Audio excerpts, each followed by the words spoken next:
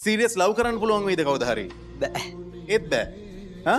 ඉතින් ඒතර කෙල්ලෙක් යාළු වෙන්නේ නැතුව ඉන්නේ මල්ලි. අවන්නේ නැහැ කෙල්ලෙක් ඕනේ නැහැ ජීවිතේට. ඇයි ඕනේ නැත්තේ? ඇයි කෙල්ලෙක් ඉතින් ජීවිතේට තනියම ඉන්න පුළුවන්. හා? අයින් තනියෙන් ඉන්න පුළුවන්ද? කොහොමද තනියෙන් ඉන්නේ? තනියම ඉතින් මගේ පාඩුවේ මගේ විදියට ඉන්නවා. හැමදාම එක් කරන්න පුළුවන්ද? ඔව්. ඕලන්නේ.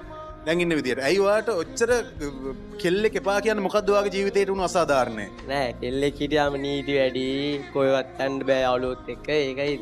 ඉතින් හැමදාම ඔය ඇවිදින්න යන්න ඕක හැමදාම කරාම ජීවිතේ ඕක පස්සට යද්දී ඕක හරි නීරස වෙනවනේ. නෑ එහෙම නෑ. කෙල්ලෙක් ඉඳලා තියනවද? ඔව්. එයා එපා කරාද එෆයා කියන එක? ඔය පාකරා මොනවද කරේ? නවත්තමු කියලා ගියා. කාත් එක්කද? කොල්ලෙක් එක්ක.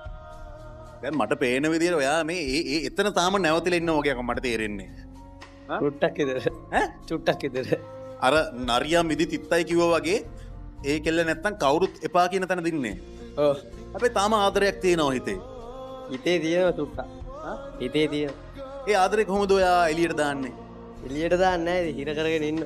ඉර කරන් ඉන්න එපා. ඉතින් එළියට දාමු අද තමයි හොඳම දවස. දැම්ම කියලා වැඩක් නැහැ දැම්ම කියලා වැඩක් නැහැ. දැම්මහම වැඩක් වෙන අවස්ථාවක් තියෙනවා. නේ. නෑ? එන්නේ නැති වෙයිද? නෑ ආයෙ එන්නේ. ආය ආවොත් ආයෙ આવොත් බාර